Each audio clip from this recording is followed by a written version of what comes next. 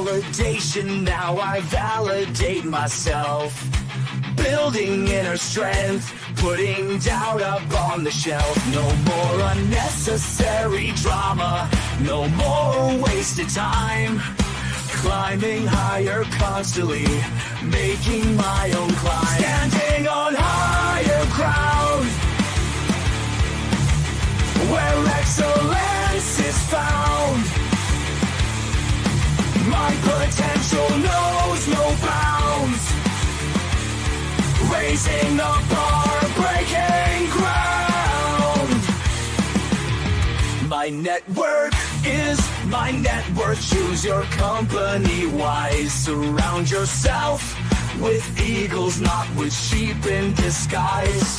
Every interaction is a reflection of my brand. Quality over quantity, that's my personal command. Standing on higher ground, where excellence is found. My potential knows no bounds.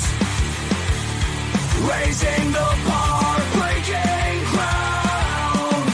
Whoa. I'm not just living, I'm manifesting my vision. Cutting through limitations with surgical precision. My expectations are my compass, my respect is my shield. To mediocrity and chaos, I will never yield.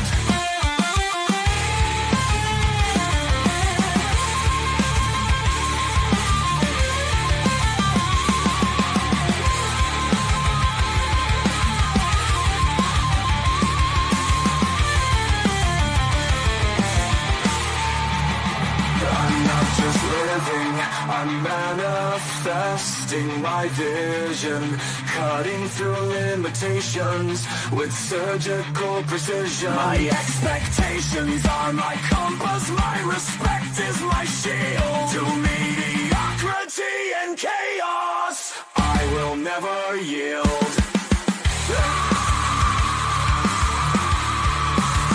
Standing on higher ground, where excellence is found. My potential knows no bounds. Raising the bar, breaking ground.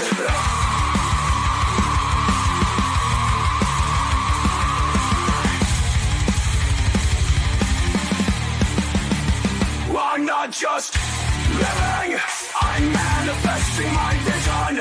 Cutting through limitations with surgical precision.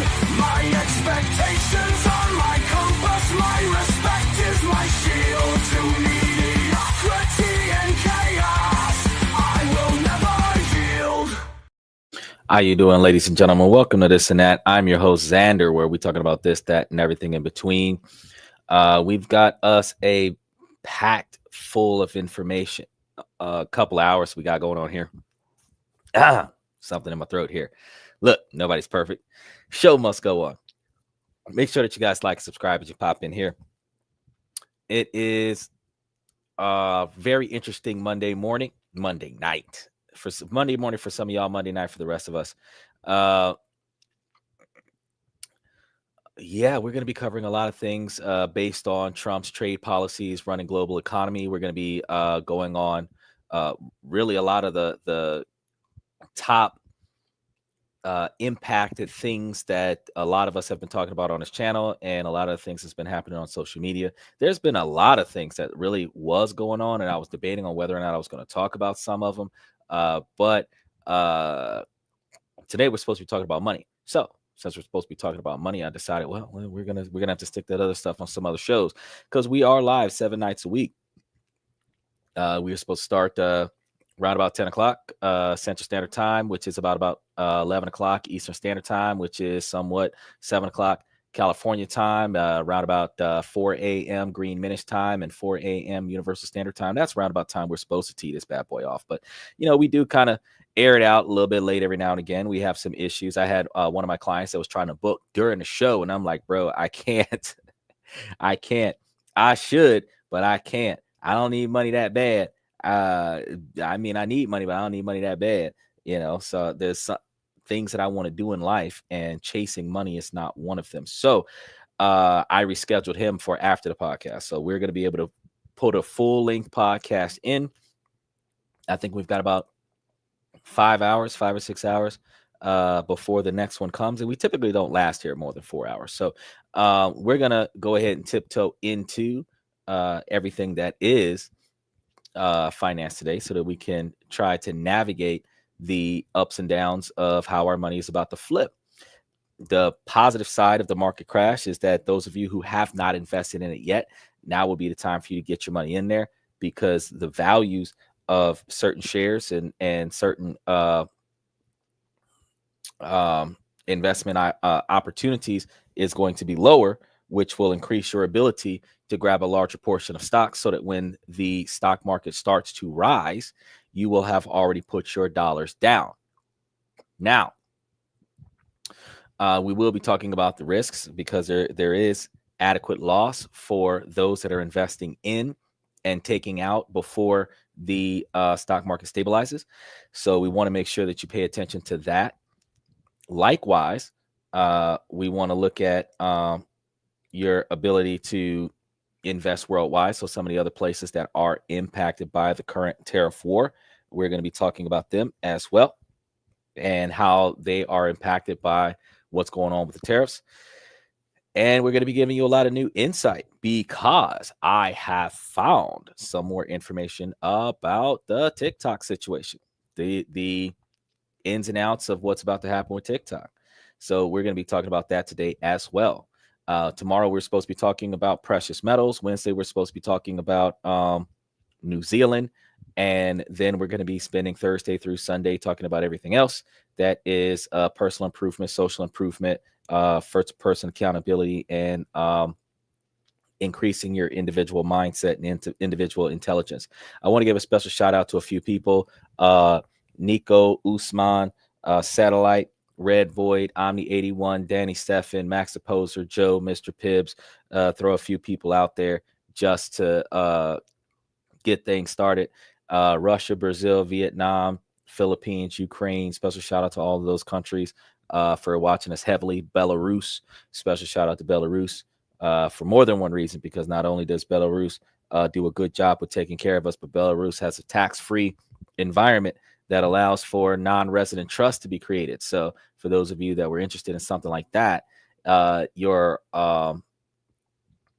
life trust, your living trust, is the trust that receives all of the dividend distribution from all of the other trusts, and your living trust distributes dividends to you. So if your living trust exists in an offshore scenario, the living trust is one that can't be accessed.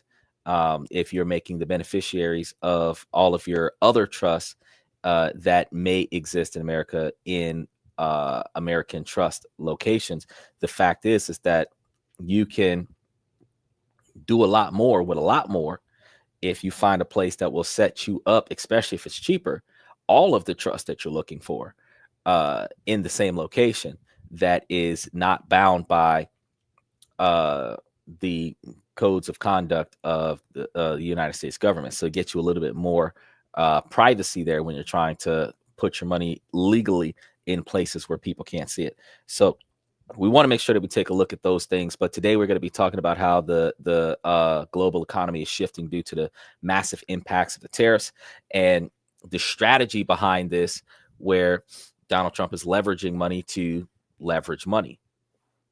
So be that as it may, make sure that you guys like and subscribe. If you guys would like to come onto the show, you can always click the link in the comment section. Approve the mic, approve the camera. It brings you in real time. So make sure your hair is did appropriately, because you will be live on the show. And we make highlight reels after the show too. So you won't just be live, you will be live again. You might go viral if you say something that you probably shouldn't have said. But we want to keep all comments and opinions appropriate.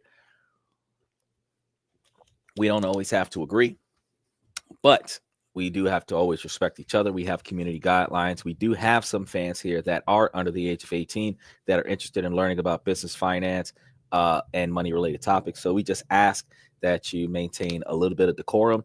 There is adult language on this podcast, so you won't be kicked off of the channel for a few swear words, but just try to keep most of your comments reasonably appropriate. I haven't had to remove too many people from the comment section for making derogatory or hate comments on the channel, but just know that it can happen. So moving on. Oh, as you can subscribe, you come in here, we're going to be talking about the complex world of Donald Trump's trade policies. You guys have the opportunity to also share this with somebody you know, share it with somebody you don't know, and you can also take a look at our membership and also hang out till the end of the show and potentially enjoy the intros and outros of the show, which is Higher Ground, which will play as soon as we wrap up the show, and any comments that are still coming in that are appropriate as the show winds out. Those comments will also be displayed on the screen during the outro of the show. Now, your comments will be displayed because I do have you guys. Special shout out to those of you that is watching me on Twitter, those of you that is watching us on Twitch. For the young bucks that don't know what that means, Twitter is Twitter X, or X is probably what you guys are familiar with. And then we have not touched on TikTok because TikTok has not closed down its deals, but we're going to be talking about that later today. So we're going to see if we can figure out whether it's really running, if Trump's policies is really running the global economy, or if he's about to tank the country. Usually he makes a big deal, and that big deal has high risks and high rewards. There's a 1% chance of success. There's a 99% chance of inflation of success, because everyone is betting against you. All it takes is for you to succeed once, and you got everybody's bet. I like odds that are 99 to 1. Especially when as the underdog, I'm going to succeed. We were talking about that yesterday, that people don't like rooting for those who stay down. People like rooting for those who come up after being kept down. That's called an underdog, the individual that keeps trying no matter what, no matter how hard it gets, and ends up succeeding in the long run. That's the one that people look forward to. So Trump's trade policies has been a hot topic of discussions for years, and its impact on the global economy is still a subject of great debate.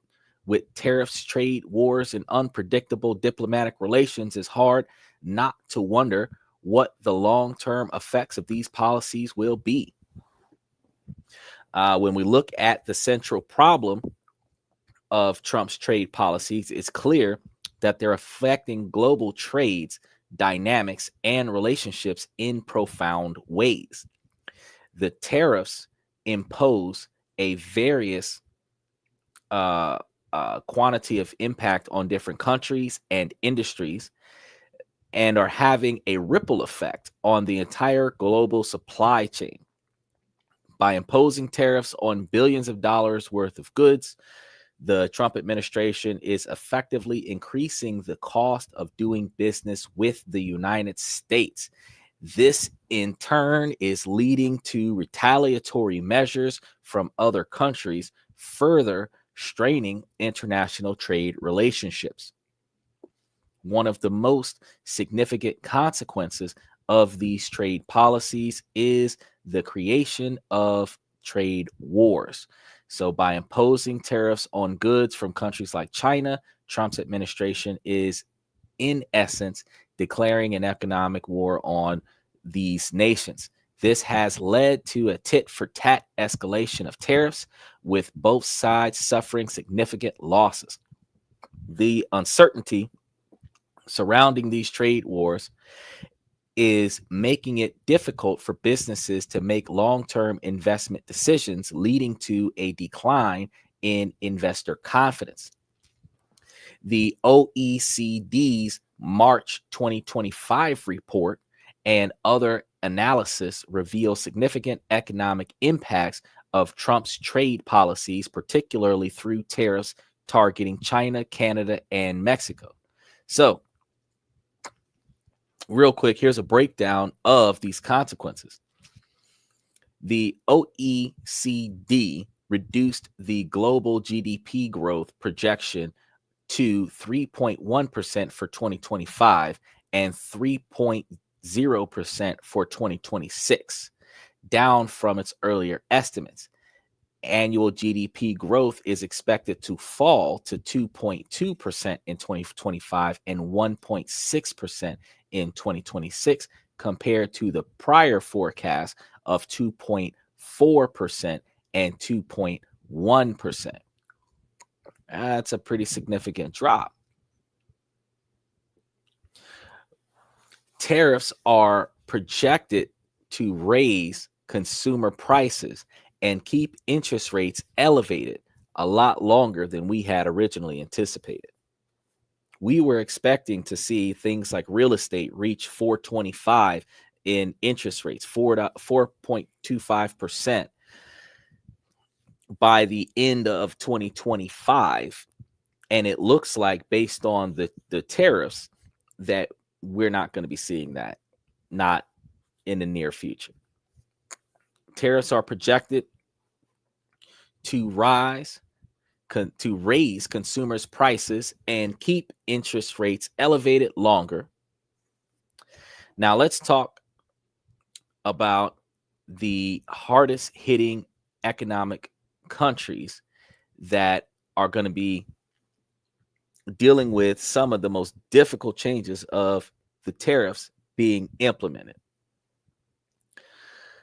Canada's growth has slashed from 2% to 0.7% for 2025-2026 due to the 25% U.S. tariffs on merchandise imports. Mexico is entering a recession with a GDP that is forecast to contract by 1.3% in 2025 and 0.6% in 2026, compared to its earlier growth projections. China is experiencing slightly upgraded growth to 4.8% despite tariffs through retaliatory measures targeting U.S. agriculture exports like soybean and pork. When it comes to sector-specific impacts, U.S. consumers and businesses are experiencing a price hike. Tariffs raise costs for imported goods like electronics, appliances, and gas, and intermediate inputs for manufacturers. Corporations are experiencing strain, such as Best Buy and Target, who report supply chain disruptions and profit pressures, with CEOs citing tariffs as a key challenge. In the auto industry, cross-border supply chains face disruptions affecting production costs. Even agriculture in and of itself is taking a huge hit, with soybean farmers who export to China dropping sharply due to retaliatory tariffs, forcing market diversification efforts. And let's not forget the previously mentioned pork and the dairy that is experiencing similar declines in demand, specifically from places like China and Canada. So since Canada's not buying American products, and China actually has somewhat of a ban on American products and American businesses, you may have a little bit of trouble getting your American business over there if you're not creating specific business over there. If you're just creating sales over there, you might have a little bit more trouble right now trading with China. As for broader trade dynamics, global trade volumes have declined by 0.3% month over month in July of 2004, reflecting ongoing trade friction and retaliatory measures from China that imposed 15% tariffs on the U.S. agricultural exports and expanded export restrictions increases that friction. Canada's plan to invoke $100 billion in tariffs on the U.S. goods over the next 21 days has caused some people to be in a little bit of an uproar. And as a result, we have the impacts on the stock market. Now, I want you guys to understand that we've had a major indices decline. S&P 500s fell 3% in March 11th of 2025 and 1.4% March 14th of 2025. Entering correction territory, which is down over 10% from February's peak. NASDAQ, the whole trade platform, has dropped 4% as of March 11th of 2025. And this is its worst performance since 2022, driven by sell-offs in tech giants like Apple, Amazon, and Nvidia. Market capitalization losses are starting to impact U.S. stocks, where the stocks have lost over $5 trillion since February. It's a lot of money. Sector-specific pressures in the stock market include tech sectors such as the Magnificent Seven, Meta, Tesla, etc. They lost $1 trillion in value amid tariffs uncertainty. Home builders such as D.R. Horton and Lennar shares fell 2 to 3.3% due to the rising construction costs from steel and aluminum tariffs. Investor sentiment has shifted since tariff flip-flops with Trump adding and then not adding and then re-adding tariffs. This is due to spending in Canada and Mexico tariffs after announcing 25% raise, which would create whiplash, so to speak. So they went from, now we're not going to hit them, and then we're going to hit them, and then we're going to hit them again. And you're like, wait, well, what? But it's part of the negotiations. It's like, well, if you do what I say, I won't hit you with a tariff. But if you don't do what I say, I'm going to tax you. It's the cost of doing business. You got to pay the cost to be the boss. So if you're willing to pay more, do whatever you want. However, this is eroding confidence in fiscal stability.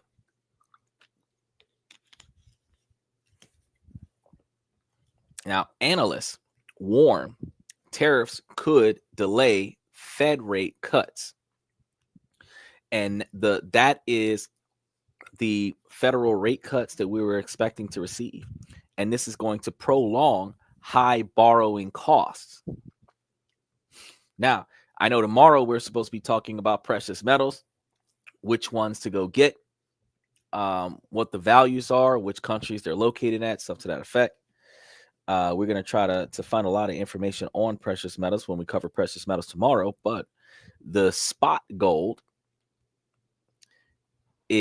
rose 11% year to date, reaching $2,940 per ounce as of March 12th. Whereas we said in November of this year that precious metals is one of those things that stays balanced and continues to increase over time. And when there is an experience of volatility in the market, people tend to sell from the volatile market and buy into precious metals, because the value of precious metals will remain remotely the same through the economic crises. They have a BNP Paribas forecasting $3,100 per ounce by mid-2025. Now, an ounce is a lot of money, or a lot of gold for some people, but it's not a lot of gold for other people. An ounce is going to be something like a quarter, a little bit bigger than that. It's not like a giant brick. When you start talking about several ounces of brick, that's when you start talking about like pounds of bricks, that's when you start talking about some pretty heavy, pretty sizable looking bricks. But a few ounces, you're looking at like those doubloons that are gold, that are shaped like something, that they charge you more money to buy it from them than the value of the gold, but it is real gold. That's a whole nother topic we're going to be touching base with tomorrow. Drivers that are pushing people to the precious metals. Safe haven demand amid tariff chaos and geopolitical risks warrant anticipated tariffs on gold imports, spurring COMEX inventory builds, with 300 tons registered and 500 tons eligible since 2024 of last year. That's a lot. Tons versus ounces. That's a lot. What was they moving in New York the other day? 8,400 pounds, not tons, pounds. And we were sitting over there thinking, yeah, that's a lot of money. And they got 500 tons. Look, now. Broke people think $1,000 is a lot of money. Rich people take $1,000 and wipe their behind with it. 500 tons make 5 ounces look like nothing, especially with the value of it. Now, the broader market dynamics of this is that central banks and ETFs increased gold purchases, with inflows to physically backed ETFs hitting multi-year highs. Silver also gained those less sharply trend increases as industrial demand offset tariffs risks. Stocks are likely to experience further declines if tariffs escalate, particularly in tech and housing related sectors. We're going to be talking about that pretty soon too.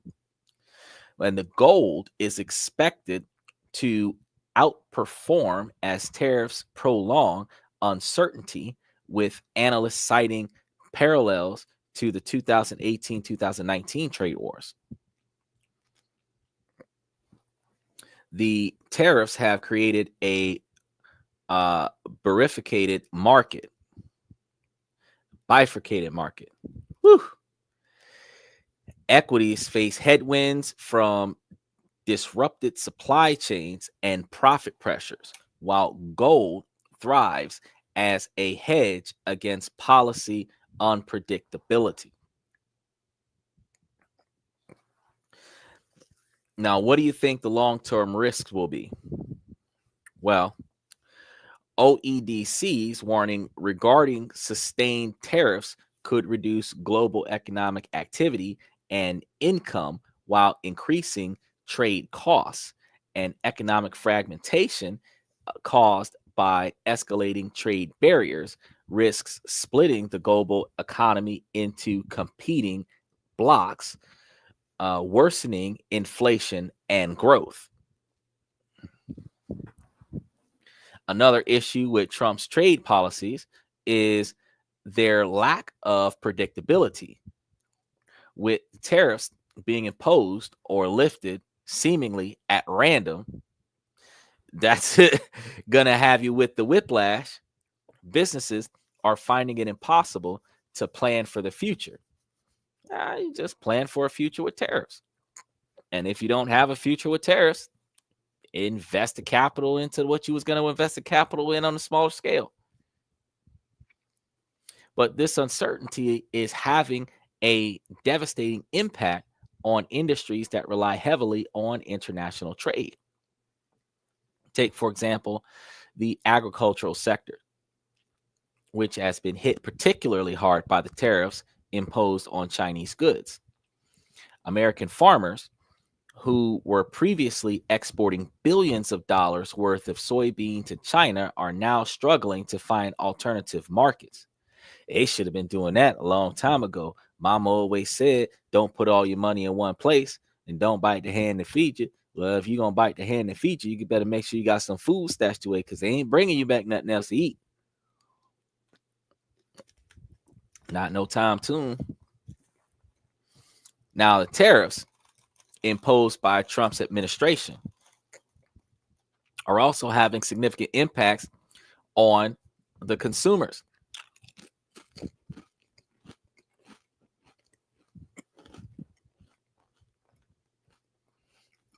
I just had to munch on that cracker. With the cost of goods increasing due to the tariffs, consumers are being forced to pay more for everyday items. This has led to a decline in consumer spending. We can't afford it. We ain't going to go broke trying to get it,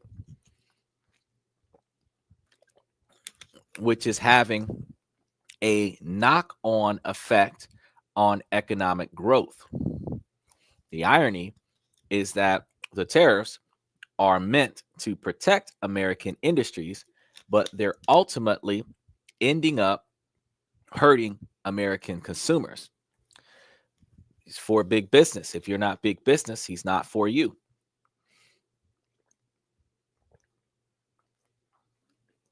Take, for instance, the tariffs imposed on steel and aluminum imports from countries like Canada and Mexico.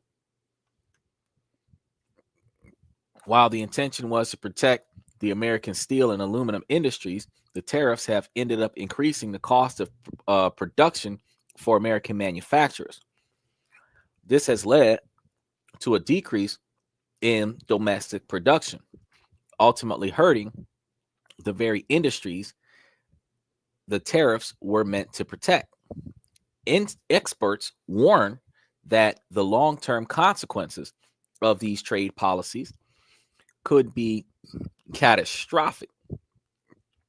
A study by an International Monetary Fund found that a full-blown trade war could reduce global economic output by as much as 0.5%.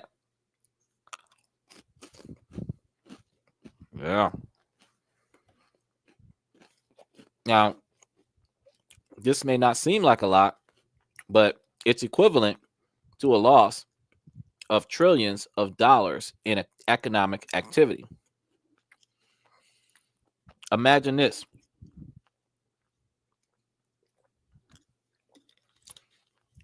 Tariffs are like if you went bowling and you rolled the ball down a lane. The little barricade that stops you from hitting the pins. If it cost you more money to make that barricade lift, you throw less balls down that lane, which means that you're playing less frames, which means that they're selling less games. It's a domino effect. So when you imagine 0.5% of trillions, that's like saying $500 million or half of $1 trillion, which is a lot of money to lose. But you got to spend money to make money.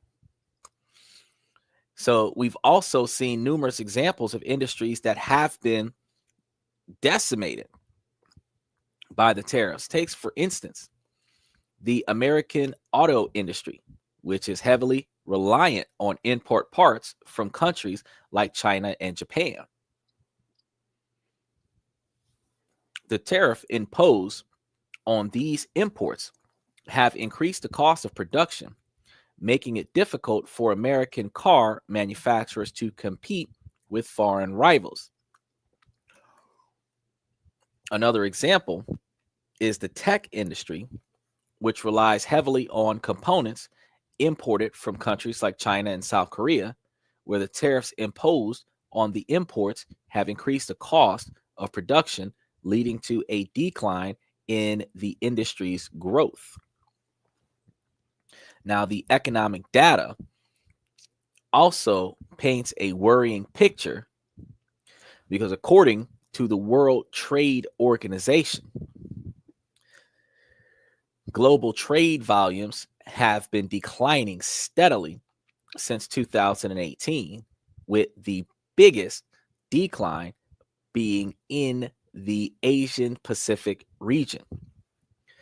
This is no coincidence, given that the region is heavily reliant on international trade. Experts are warning that the impact of these trade policies could be felt for decades to come. By disrupting global supply chains and creating trade wars, Trump's administration is effectively rewriting the rules of international trade. Now, this could have long-term side effects, and the consequences for the economic growth, stability, and prosperity will be huge experiences that we will be seeing in the upcoming months. Now, we can invest in this, take advantage of this, and ride this wave to the promised lands where even a poor person can become rich if you invest and then reinvest appropriately. President Trump 2025 tariffs are reshaping real estate markets in US and Asia through increased costs, supply chain and disruption, and shifting trade dynamics. US real estate impacts construction cost and home prices, where we are experiencing between a 7,500 and 10,000 US dollars per day home increase cost. Tariffs on imported materials such as lumber, steel, and aluminum from Canada, Mexico, and China are raised higher. And by raising these prices, the cost of construction expenses will increase. Builders are passing these costs onto the buyers, worsening affordability in an already strained market. Price hikes for renovation companies like We Buy Houses in San Francisco report 7 to 12% price increase on refurbished properties despite stockpiling materials. We're now experiencing what they're considering a market slowdown with borderline recession risk. The stock market declines of S&P 500s that dropped 3% and NASDAQ that dropped 4% are eroding buyer confidence and wealth, earmarking for down payments. Individual constraints in real estate caused by supply chain distribution are delaying projects, exacerbating the existing house shortage, and the shortages are creating builder struggles where major home buyers like D.R. Horton or Lennar saw stocks decline from 2 to 3.3% due to the profit margin pressures, where higher mortgage rates at 7 to 8% range and tariffs compound affordability challenges. So basically what we're getting at is that since the interest rates on the houses is going to be at 8% roughly for most Americans, in addition to the cost of the tariffs, we're going to be paying a ton more to get it done in this country. Now, you're sidelining first-time buyers. The companies that are providing funding for this are sidelining first-time buyers and forcing sellers to cut the price.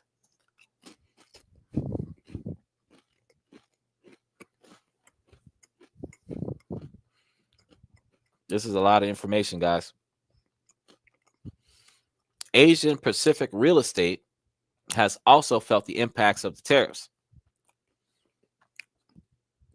Southeastern Asia is experiencing a manufacturing shift where company relocation from China to Vietnam, Thailand, and Malaysia are boosting demand for industrial logical properties. Consumers are recognizing the retail price inflation, where tariffs on Chinese electronics and apparel could raise consumer goods costs, dampening their spending. unexpected currency. And wow, you got me out there by myself on that one. Volatility resulting from a stronger U.S. dollar may increase financing costs for developers in Malaysia, Thailand, and Indonesia. China notes a 0.3% GDP growth drag. And this is going to be due to the 10% U.S. tariff. Oh, yeah. Which weakening exports through tentative improvements in security, home transactions, hint at stabilization. The tech sector strains as AI innovation, such as DeepSeek, faces headwinds from U.S. chip restrictions affecting tech-heavy real estate markets. Oh, my goodness. What do you guys think so far? Make sure that y'all like and subscribe as y'all come in here.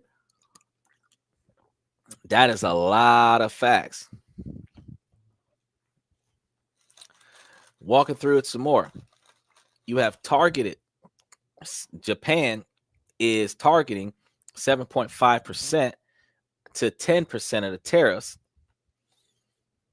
on automobiles and metal, which may redirect some high-tech manufacturing from China.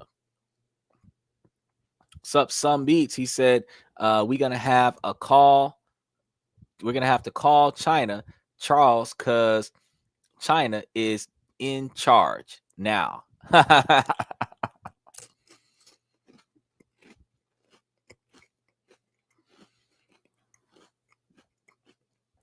We're going to have to call China granddad because China going to own everything over here if they don't act right.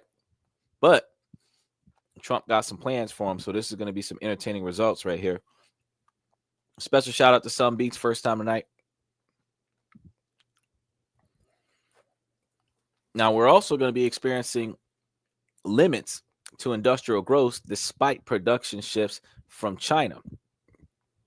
This information further emphasizes prolonged tariffs, risks splitting supply chains into competing blocks, raising long-term inflation and growth concerns. Now, market validation, where are we at, has sparked investor caution. I had to pause on that one. Asian commercial properties markets face uncertainty as central banks delay interest rate cuts due to Trump's related financial instability fears. Some says Trump's plan seems to be cause hyperinflation and push trade from all our allies to China. Well, yeah, that's what it looks like. But he's taxing you to get you to do what he wants. He wanted troops at the border. They didn't do it. He added a tax. Mexico is the same thing. So Canada and Mexico got taxed because they're supposed to be following the instructions and they're not. China, he's applying pressure to China for different reasons. But as he applies those pressures to China, it negatively impacts the economy.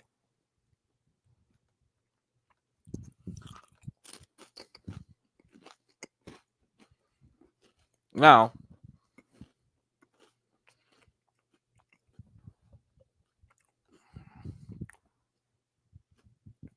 he said, cool, rather have cheap goods than troops on border. Well, what they were going to do was have Canadian troops on the Canadian border and Mexican troops on the Mexico border. Now, I don't know about you, but Americans can tend to be assholes when they have control over something. So having American troops on the border, they're checking your IDs. You ain't even crossing the border. You just have to take that road to get back to your house. in America.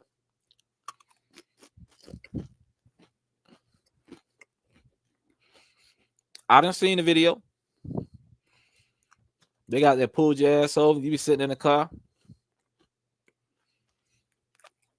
I'm sitting over here looking at them like, damn. Because you're not crossing the border, so they're not supposed to search your car, but they're going to search your car because it's a checkpoint. Literally, when you cross this checkpoint, they have to check you. I don't know. Make sure y'all like and subscribe. Because this is the part where a lot of y'all, I told y'all I was going to follow up on this, and now I'm following up on it. Negotiations over TikTok's sale have become intertwined with Trump's tariff policies towards China. So Trump explicitly tied TikTok's fate into the trade negotiations when he stated, if China doesn't approve a TikTok deal, we could impose tariffs on China. He framed existing 10% tariffs as significant leverage to pressure Beijing. Despite campaigning promises of 60% tariffs on Chinese goods, Trump has maintained a 10% baseline rate, with TikTok negotiations continuing. Now, I know y'all wondering, what's that got to do with the rest of us? Well, he taxed China so that he could buy TikTok. China got pissed off and taxed us back, and now all of our shit, all the poor folk, that affected us a lot. The not so poor folk, not so much. They're going to be frustrated that their money moving in different ways, but they still don't got to work.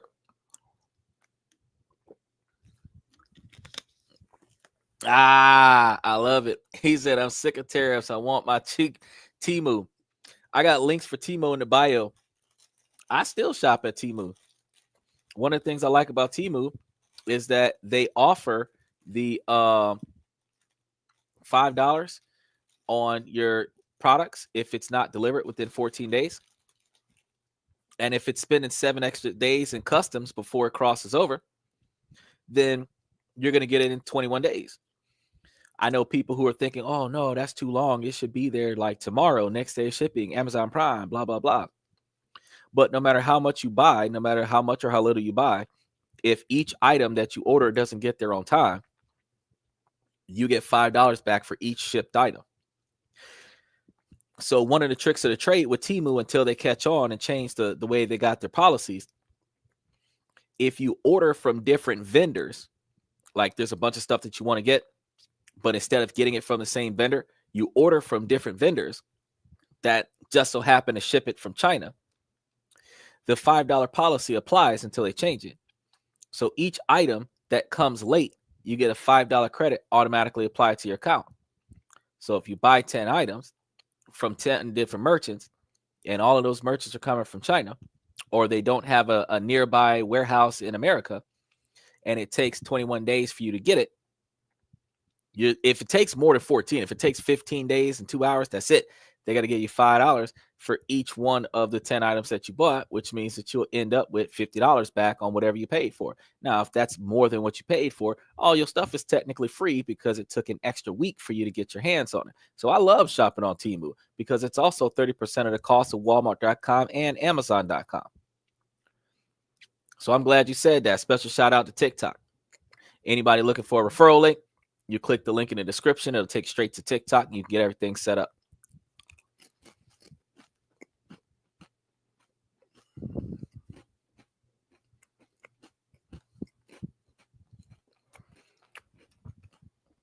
Some says, yeah, Temu is tight. It's all made by sweatshops. He said it's all made by sweatshops. At least now I get sweatshop prices.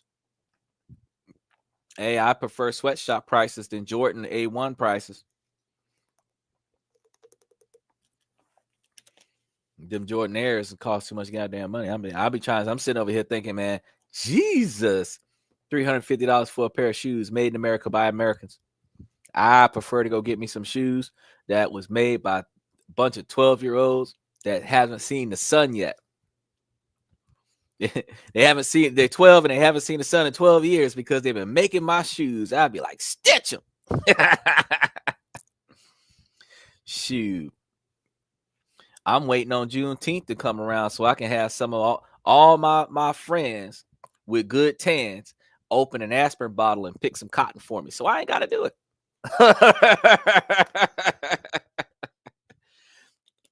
I'm just going to be just ruthless. I'm just going to. So I love the fact that I can get mine at an affordable price. Invest if you can. But if you're going to spend money on online shipping, Temu is the way to go because everything except for firearms is on Temu. I even got my tack light for my firearm from Temu, mags and holsters and stuff like that. But you can't get bullets and guns from there. But you could probably get you a crossbow. Probably. You just got to look. I'm pretty sure Nike used sweatshops also just charging me like it's made in America. It is made with labor in America. It's not made with American labor. It's made with illegal American labor.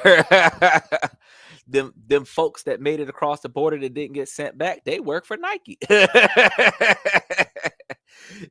Them folks that's out there in the groves picking all the fruits and vegetables, they got hired on the trap. You think that grapes is still cheap because Americans is picking grapes? Shoot. Jose Cuervo out there picking them grapes. That's why we got cheap grapes. I'm trying to tell you.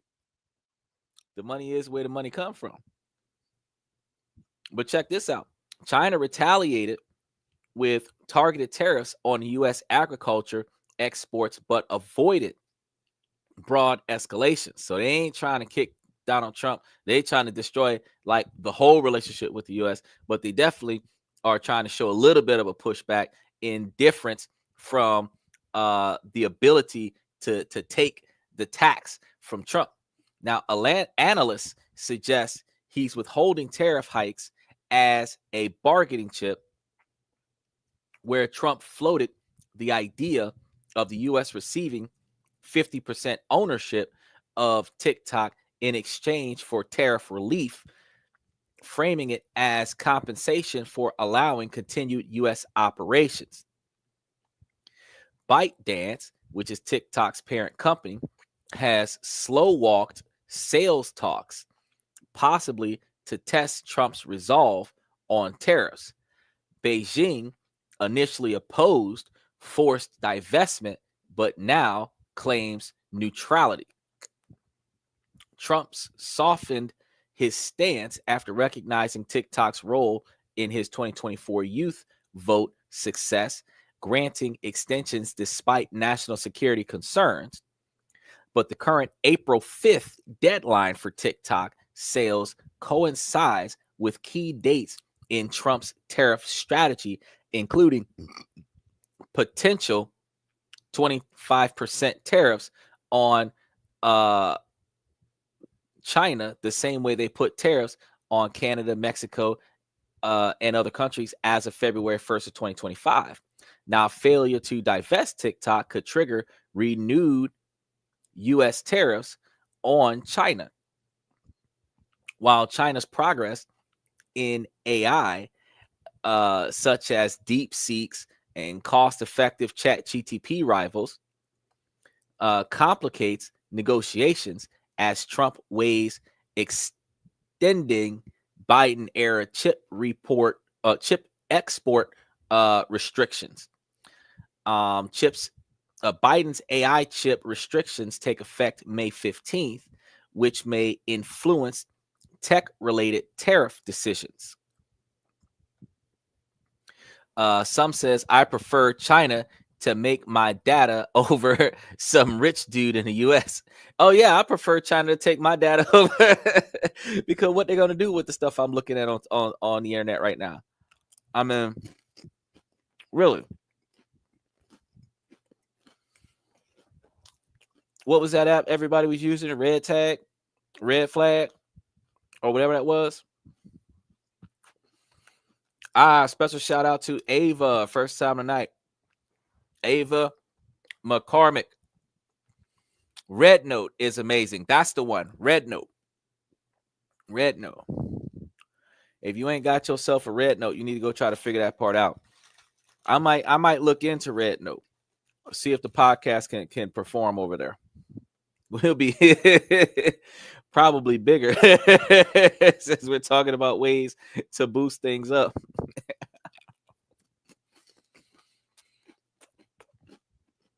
But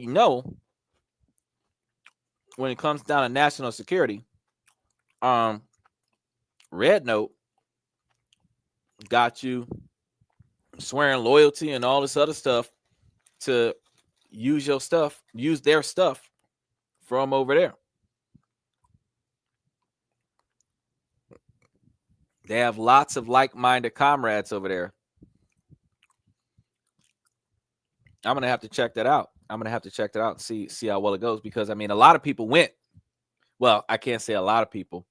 I think it was like somewhere between a few 100,000 and close to 1 million, something like that had went over there during the crisis. But I mean, they did that in like 24 hours during the part where TikTok went dark. So I have not started back on TikTok because I just expected that the trade would not go over well. And then as a result, TikTok will go back to being banned again. So that means that anybody who's investing in it right now, thinking TikTok's back, it's going to stay, that might not be the case. April 5th, you'll know. But as it stands right now, at March 17th, March 18th, for some people, you got what, 20 days left, 25 days left, and then TikTok's back off the air.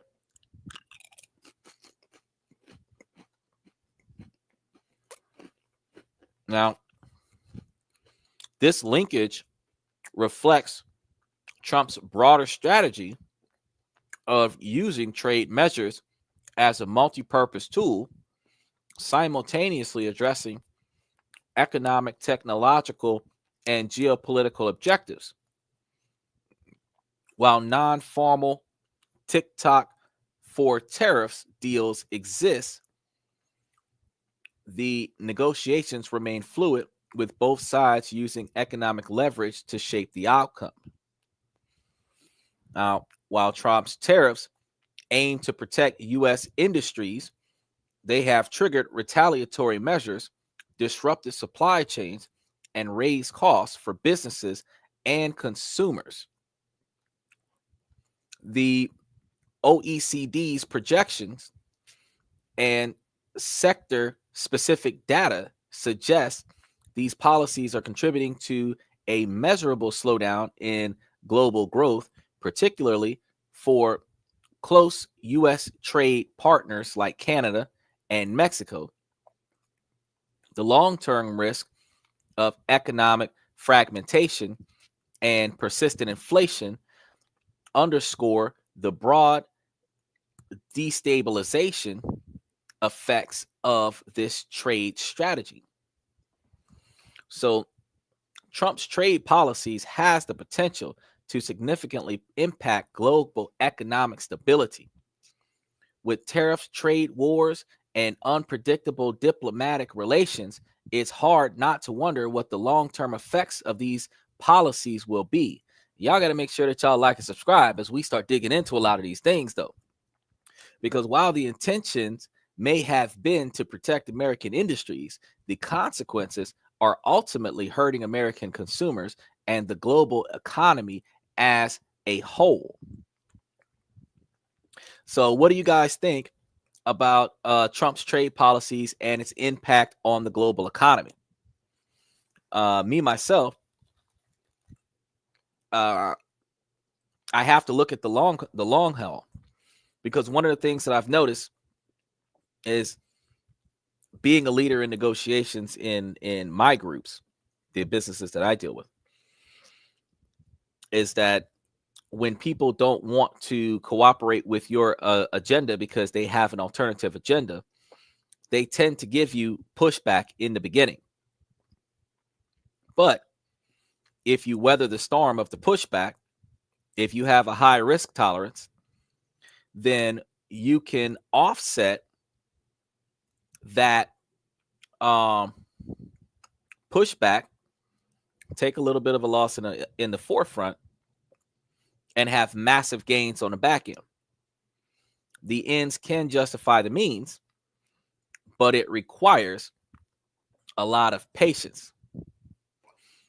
It's hard to force change if you do not have the durability to stand on your word and your position and stand on your negotiation demands. So, yeah, real estate is about to suck. We thought that we were about to have a decline. I was actually just talking to somebody in Hong Kong about that because she's a real estate appraiser over there. And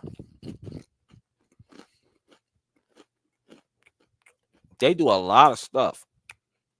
Here in America, we've got like subcategories. We've got the broker.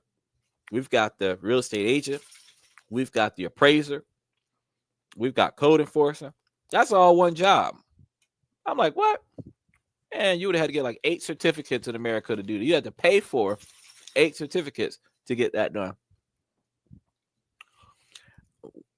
And it's crazy. But the thing is that in this situation, she's having a hard time with the job that she's in. Money's tight in Hong Kong because real estate is declining in America because of the tariffs. It's a trickle-down effect. So while they're struggling in Shanghai, we're struggling in America. We thought we was going to get a good deal on a house. Interest rates is higher than a bitch. She was saying, well, she wanted to go work with another company so that she can get better wage. I said, well, with the way things are tanking right now, you might have to wait 9 months for that, because if you run to another company, you might get more responsibility, but it's not like you're going to get that much more of a raise. Special shout out to KJ Kelsey. Happy St. Patrick's Day. Now, from what I understand, tradition dictates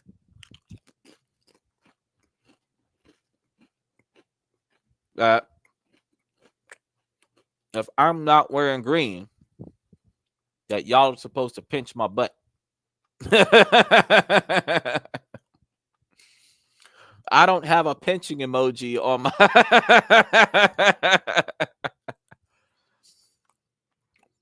but y'all can find a way to mash one of them like buttons. Hit the subscription. Try to break the record for the number of subscriptions that I have on this channel. It's one of the smallest channels on a podcast.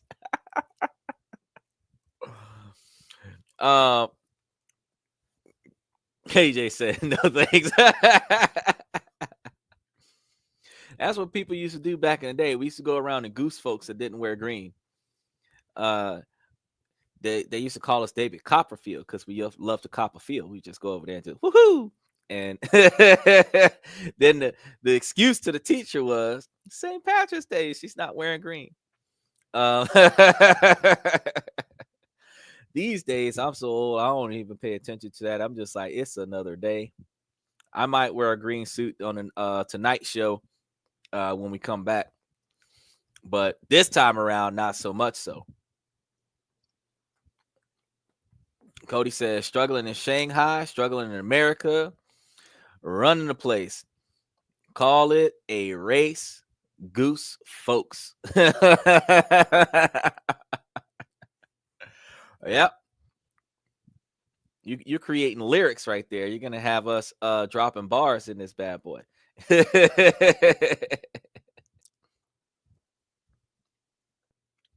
Many people are painfully unaware of plight of the Irish. Okay, that's a good conversation to have. So, KG, tell me about the plight of the Irish. Are they still going through that plight, or are you just talking about the history of the plight of the Irish? Because I don't even think the Irish received a tariff this year.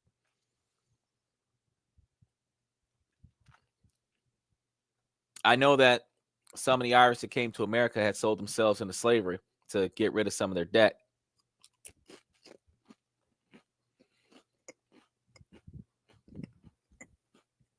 Okay. Was it worse than what happened in Germany? Or was it as bad as what happened in Africa?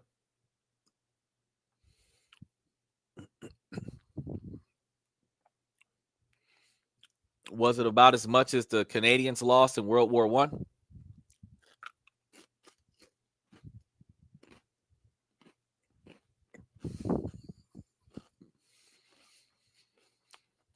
Is it anywhere near what Ukraine's going through right now?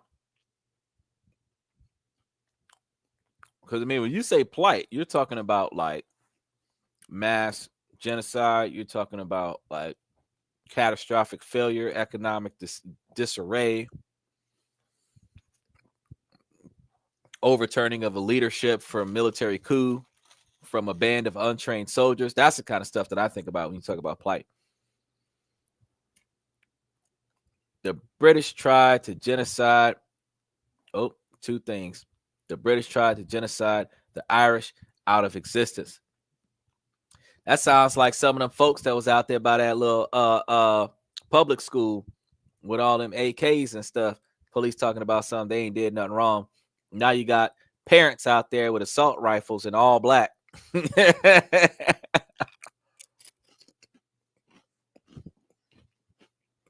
Well, in a country that's full of guns, turns out Second Amendment, you got to walk your kid to school out here in America with an assault rifle. You can't walk your kid. You can't just go to school with a baseball bat. You can't just go to school. You can't just like in China, they just let their kids go. The kids don't even have no adults take them to school. In America, you got to escort the kids with assault rifles. They out here. They out there acting bad. I'm glad I don't live in one of them states. Cody said, I think Irish businesses are moving to America and doing well. Yeah, they are. Oh, the potato famine. Oh, bro. See, you know who got too many problems with potatoes? Idaho. Because Idaho, I just found out recently, got some ice cream that is shaped like a loaded potato. Like they doing too much with their potatoes. It's like, why did you create ice cream that is shaped like, looks like a potato? I don't know if it tastes like a potato, but that's just too much.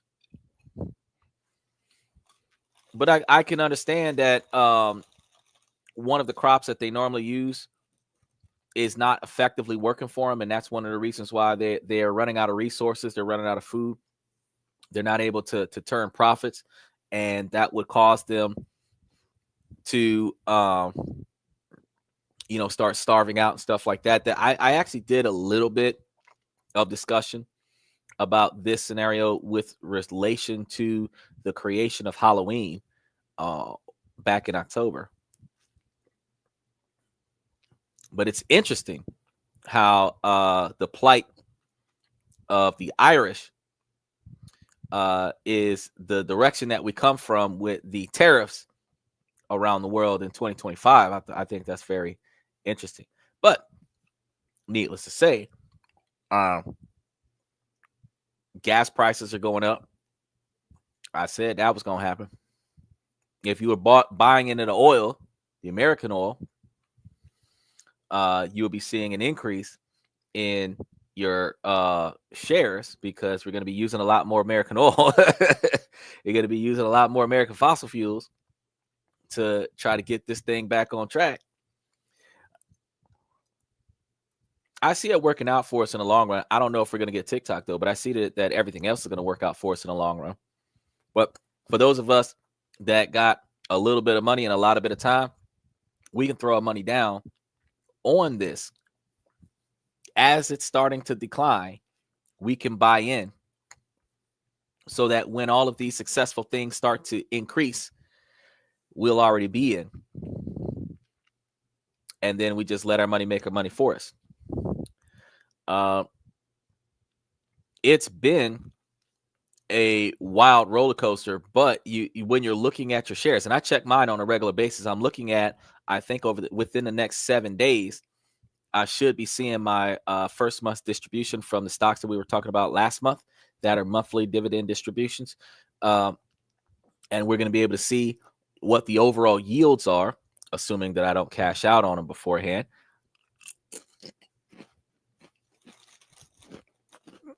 Because, as I told you guys before, if you throw down while the market is down, when the market goes up, you got a lot more.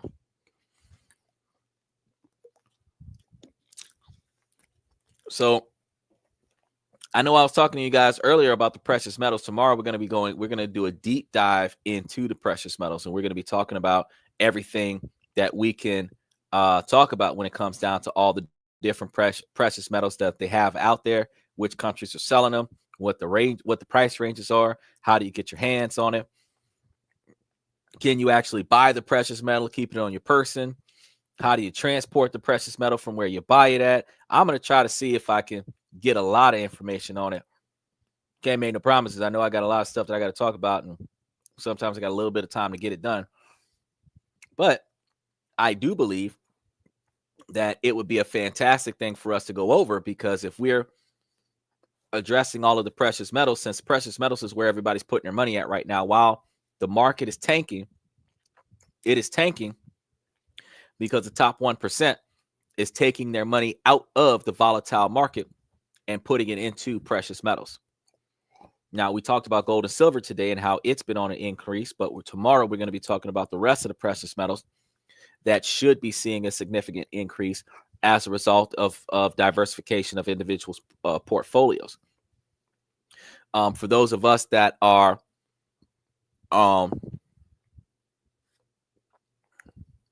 investing in small increments, I still encourage you guys to put your capital into dividend distributing shares, because if you put your capital into dividend distributing shares, you'll find yourself in a position where money will be making money for you, and you won't have to pull the principal back out in case of an emergency, and you would be able to still turn yourself a bit of a profit.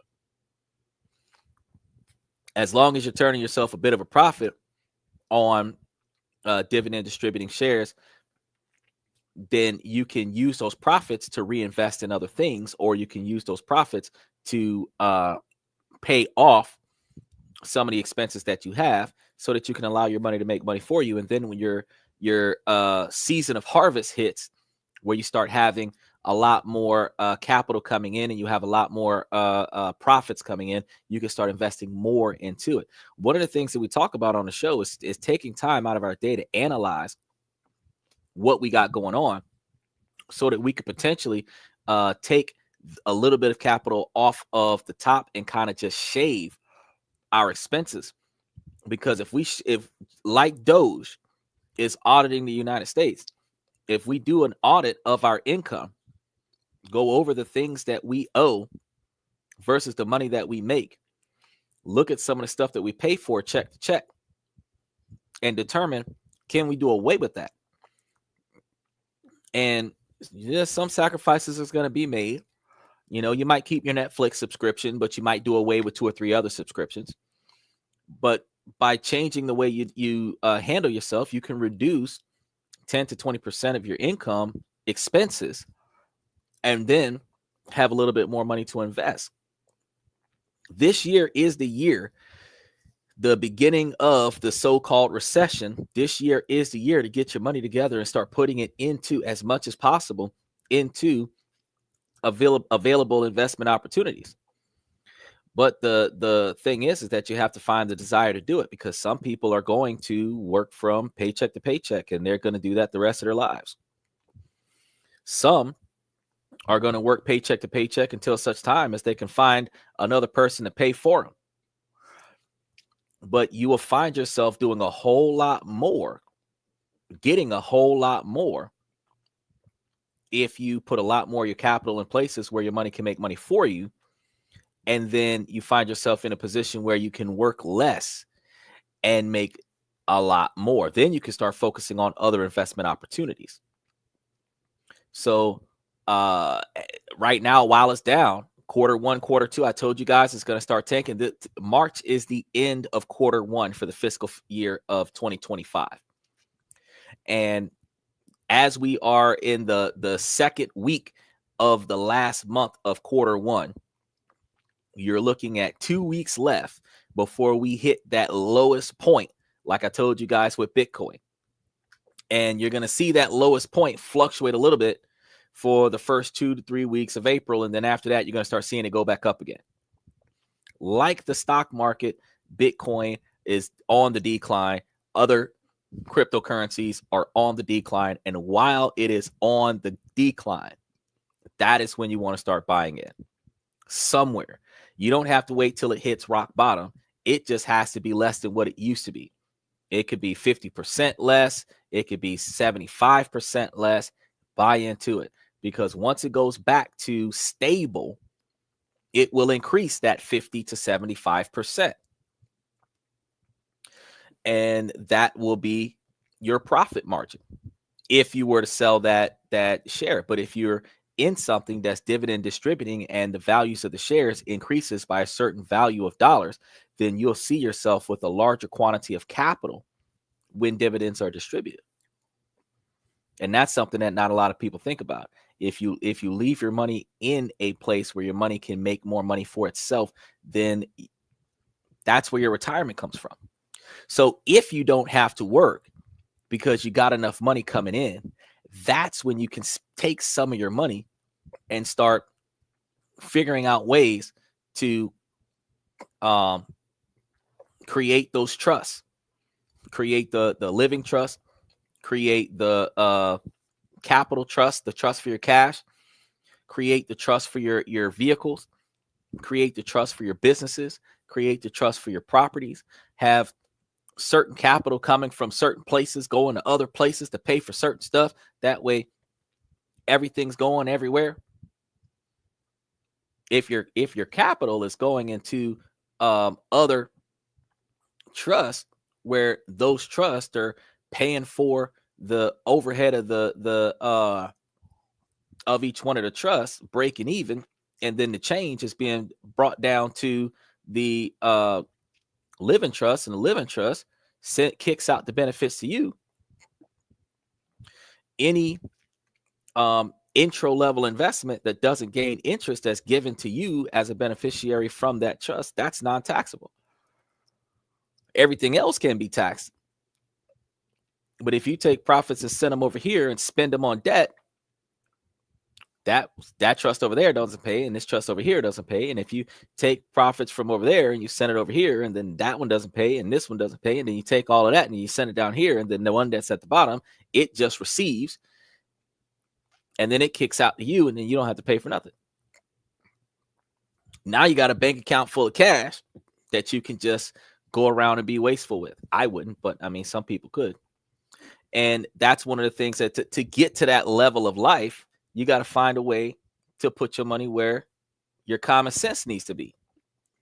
Instead of just getting out there, making it do what it do on a regular basis, you should be able to try to live life to the minimalistic levels where you have the capabilities to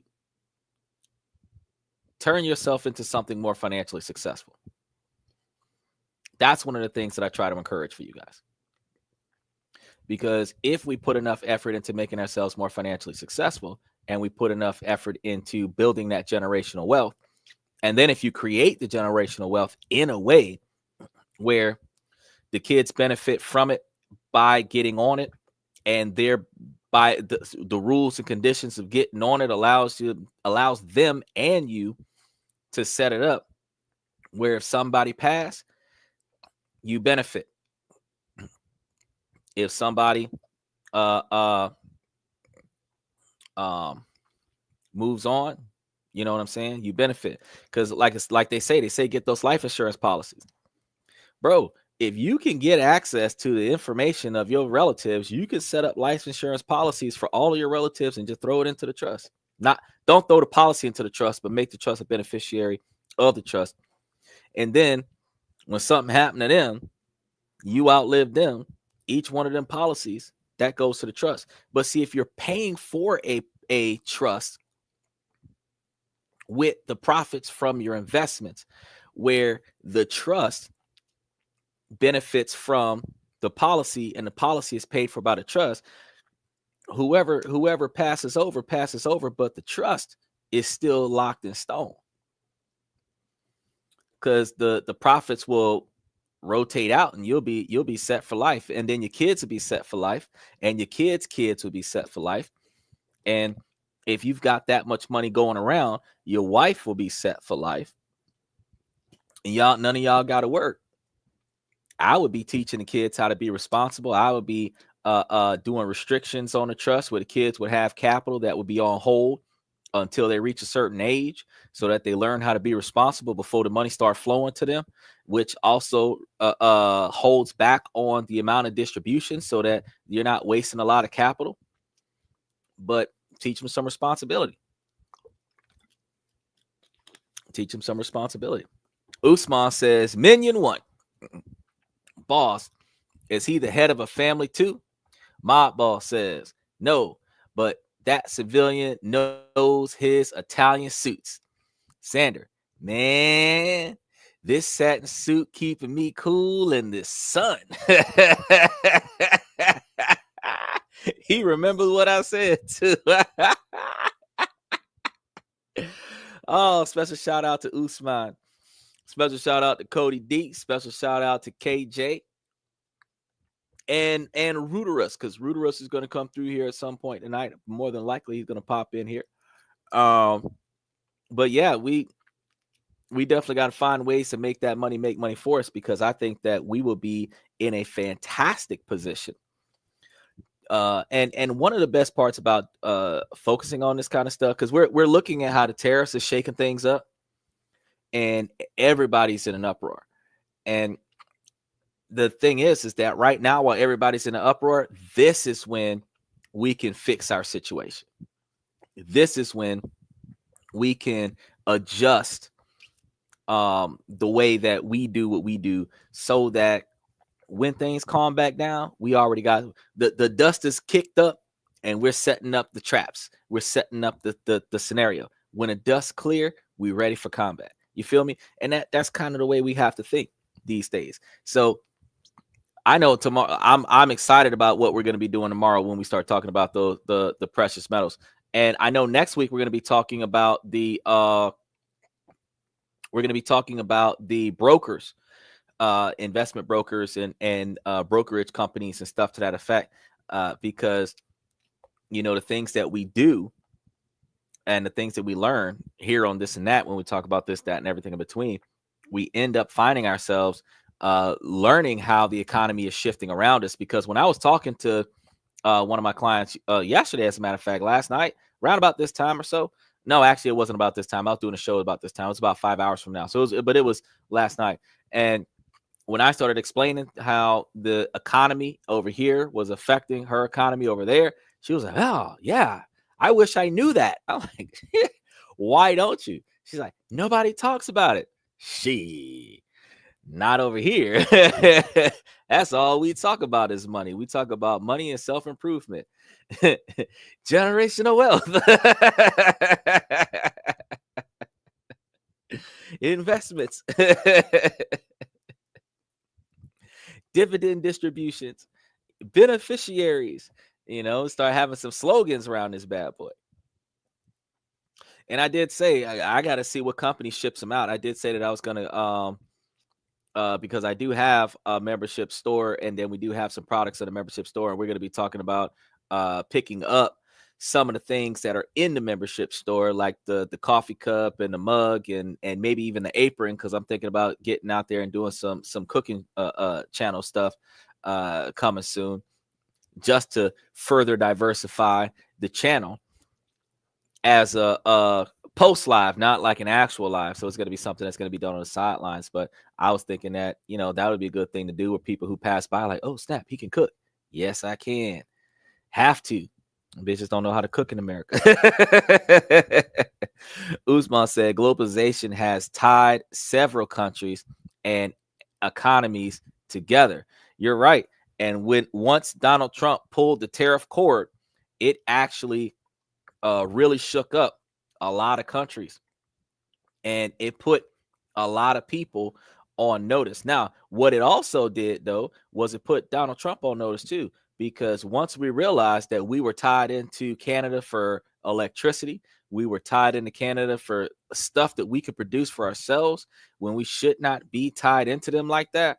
I mean, yeah, it's cheaper. It saves on our resources to spend a little bit of money on it. There's just the fact that we didn't realize how codependent we were until Donald Trump slapped some folks with some tariffs, and they started talking about turning off our power in New York and stuff like that. But if they cut off the power, what's that going to do? It ain't powering the whole state. It's a supplementary service. It ain't powering the whole country. It's not, the electricity's not going to the White House. So if they cut off the power, I mean, people might see a flicker, but their lights are still gonna stay on, and their light bill is still gonna go up one way or another. So I mean, and does Trump care if somebody else has got to pay a higher light bill? You pay the cost to be your own boss. So I mean, if you can afford to cover the cost of the tariffs, then you pay. If not, you move. Didn't he say, I don't care if you stay, I don't care if you go, you can come back, you can stay, whatever you want to do, but don't complain about the country if you're going to be here. Make change. I agree. Don't just sit here and woe waste me on the fact. You got to make change. So what we got to do is we got to talk. Like, I haven't figured out where it happened at, because I brushed across the story. But somewhere in America, there was a tornado as of recent, and 42 people passed over and a couple kids. Now, real estate already high. California burning to the ground.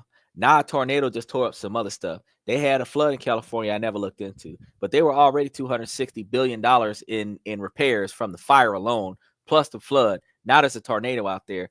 The real estate investment trusts are going to be losing a lot of shares, because the value of their stocks is going to start plummeting, because they're going to start taking money to rebuild the property. That's when you buy in. Is that Cooking with Xander? I don't know. Cooking with Xander might not be as good as Cooking with Kaya, but you're not going to see me twerking on the podcast, though. So you ain't going to have no booty meat on the on the show. Breakfast with Black Neo. Lunch with Black Lantern. Dinner with Morpheus. Baking with Blade. Those might be names of some of the shows, now that you're thinking about it. You saying that, I might actually segue some of them shows and do exactly that. People gonna be like, oh snap, Denzel's up there. Nah, it ain't Denzel. It just me.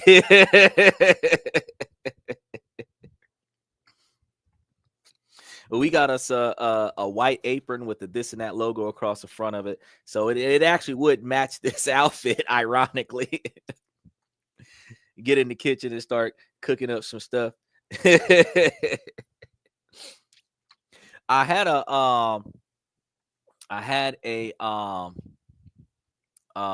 client that wanted me to promote their website, and what we were supposed to do was they were supposed to give me links and access to the site, and then after they gave me links and access to the site, I was supposed to promote their platform, and then I would have free access to their platform, which means that I would be able to utilize their platform to do and that's where the cooking shows came from. Then there's another place that wants me to give them my logos and then promo their products using my logo branding, because if this and that is on their stuff, every time somebody buys something, they're going to see the podcast logo and I get dividends from that. And I'm like, that's what we're talking about. Dinner dividends. That's right. That's a pretty good name for it. We got to eat this money. Oh, man. If only that's what they meant when they said Cheesecake Factory. It was just like big wads of cash being served up on a dinner plate. I don't know.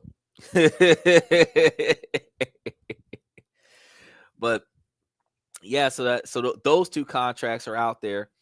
I have to set up the second one. The first one, he told me go ahead and look at it, and I looked at it, and it's kind of okay. You know, he had some technical issues with his website, not his app. But he's like, well, if you go to the website and you run through it, you'll see whatever you can see. And I'm like, all right, cool. But from what you told me, you said you throw me a link. I use the link, I get set up, and then I start using it. Now, if I use the link, get set up, look at some of the recipes, buy some of the ingredients, start whipping up some meals, start doing at least once a week, doing a cooking video, post it up there, put the links to the website where the app is located at, because it's a subscription app, so you're not going to find the app on Google Play. You have to subscribe, and then they give you an exclusive link to an app. Then you'll be able to utilize the cooking platform. It's over 1,000 recipes I think a week, or 1,000 recipes a month, something like that. But it's still a lot. It's still a lot, because I can't see, if I cook something different every day, I can't see myself cooking 9,000 or not even 9,000, 12,000. If they're doing 1,000 a month, 1,000 different meals a month, I can't see myself cooking 12,000 meals in a year's time, because 3 times a day, you would only be doing like 3,600 meals. So well, not 3,600 meals, because you'd be multiplying 365 times 3, so you'd be looking more like closer to 900 to maybe 1,200 meals that you will cook, because you're not going to cook exactly 3 meals a day. You're going to also bake desserts and stuff like that, so you might do close to 4 times a day. But that's still not that's still not like 24,000 meals. You're not going to be going through that many. Usman said the dividend diet, making progress where it counts. Hey, if it don't make money, it don't make sense. I can make some literal ice cream. Diamonds on one side and liquidated cash on the other side, and call it ice cream.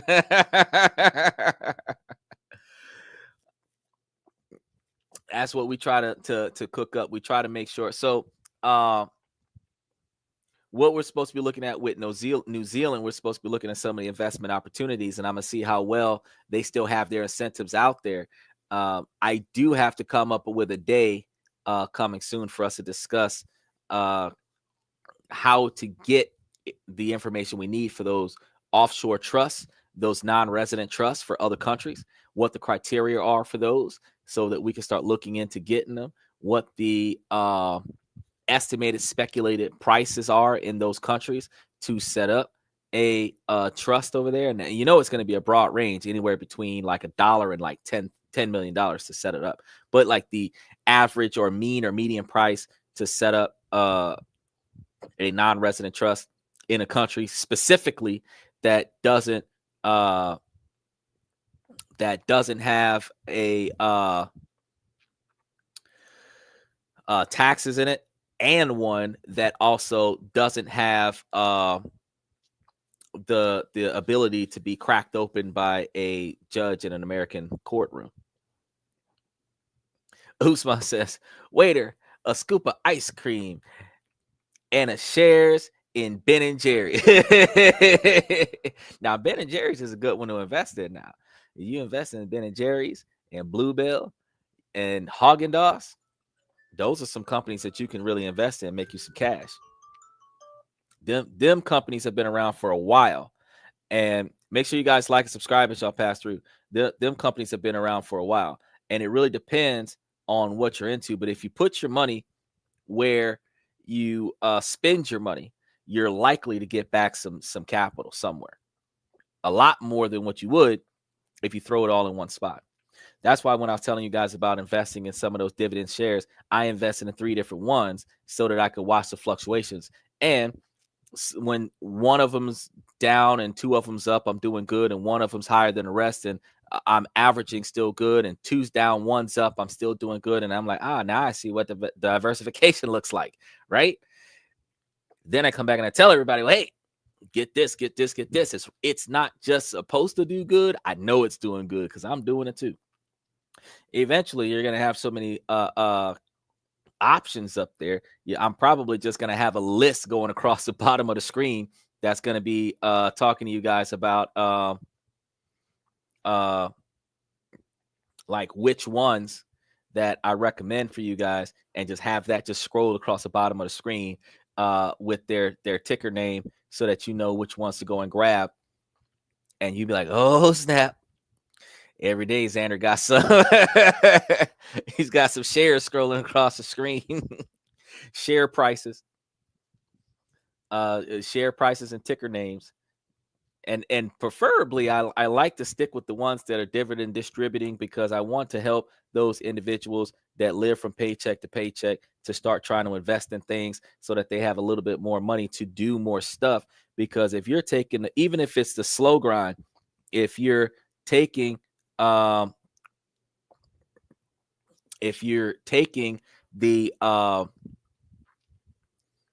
slow grind way and taking the profits from your shares and putting it into other investment opportunities, if your profits, your dividend distributions are what you're reinvesting in other stuff, you're not at a loss on your principal. So that's one of the ways that you would be able to diversify.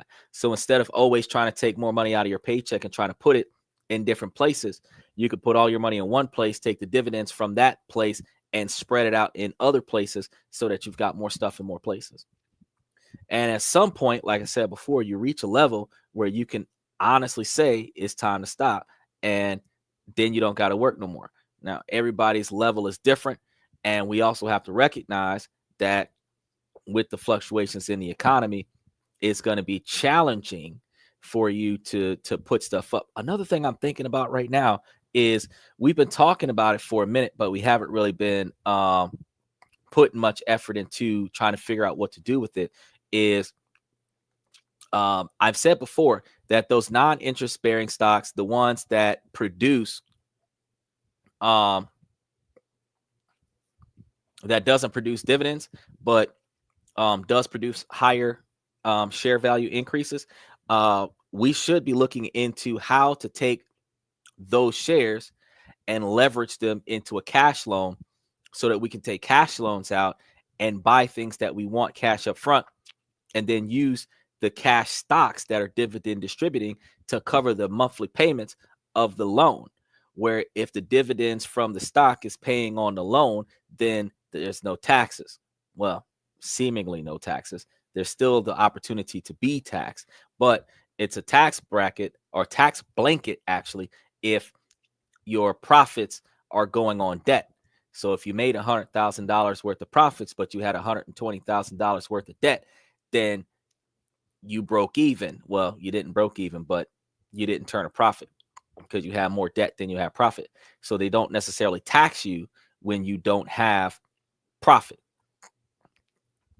So you want to aim to have as much debt as you have profit so that you zero out on paper.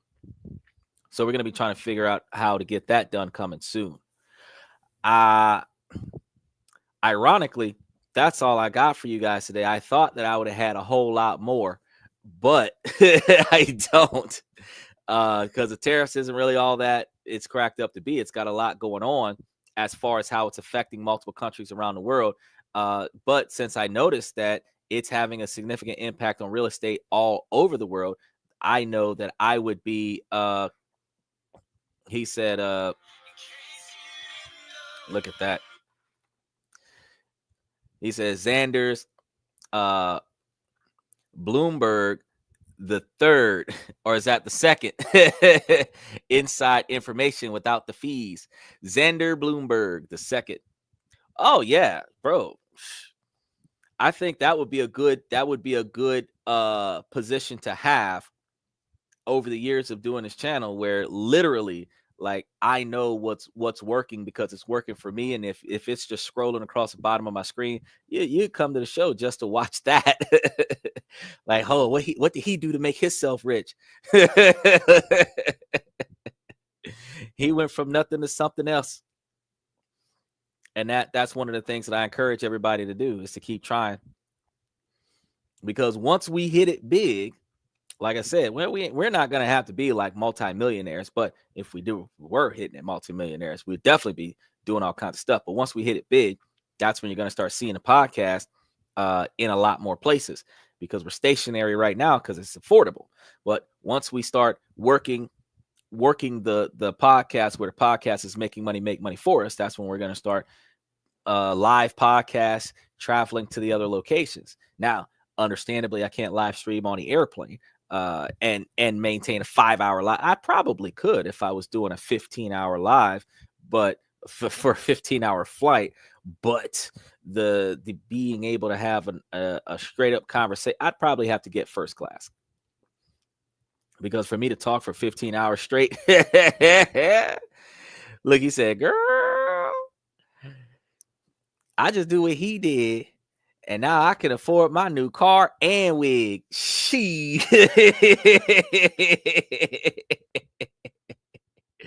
Yes, yes. That's what I be thinking.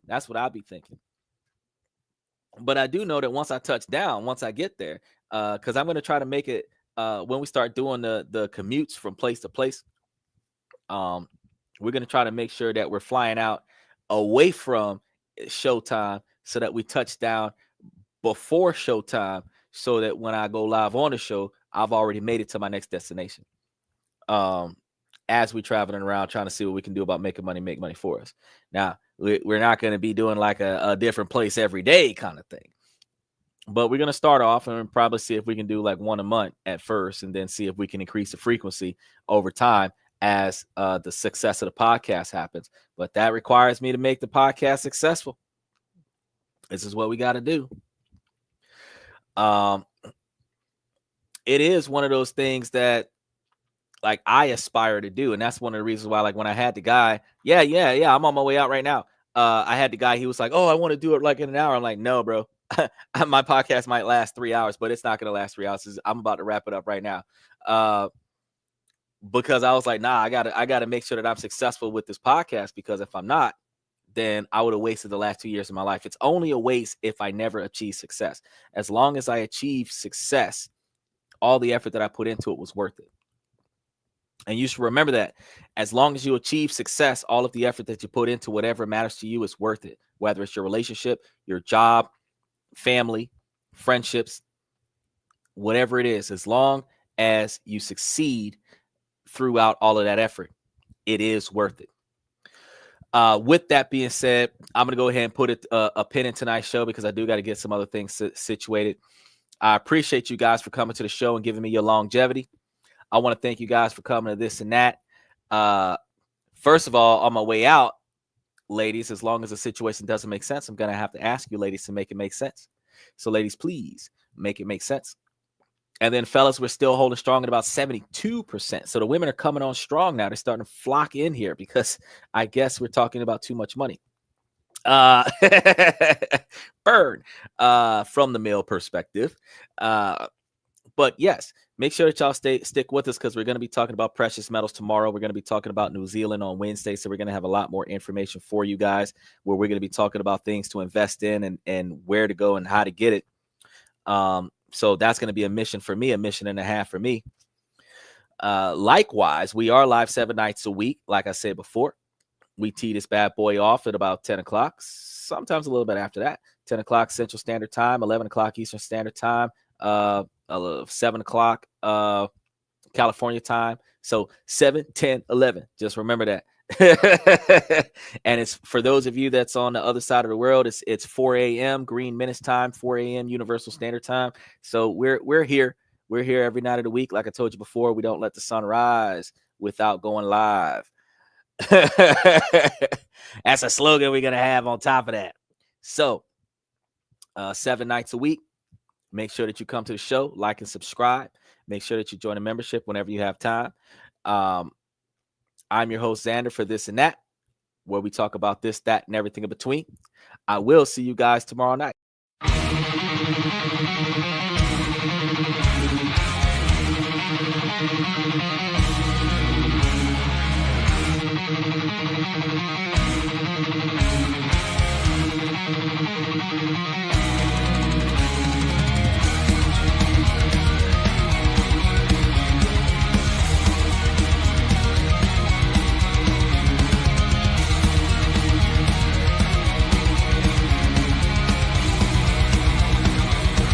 Higher ground.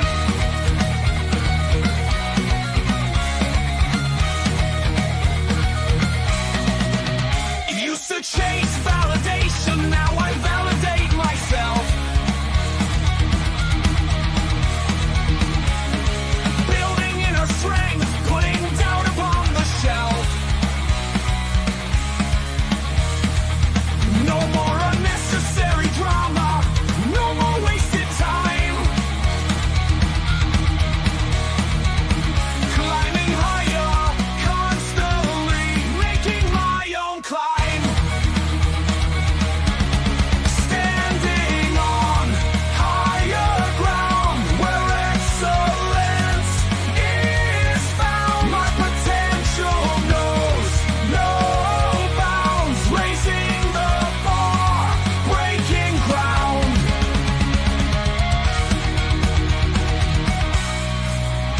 My network is my net worth. Choose your company wise. Surround yourself with eagles, not with sheep in disguise. Every interaction is a reflection of my brand. Quality over quantity, that's my personal command. I'm not landing on higher ground where excellence is found. My potential knows no bounds, raising the bar, breaking ground.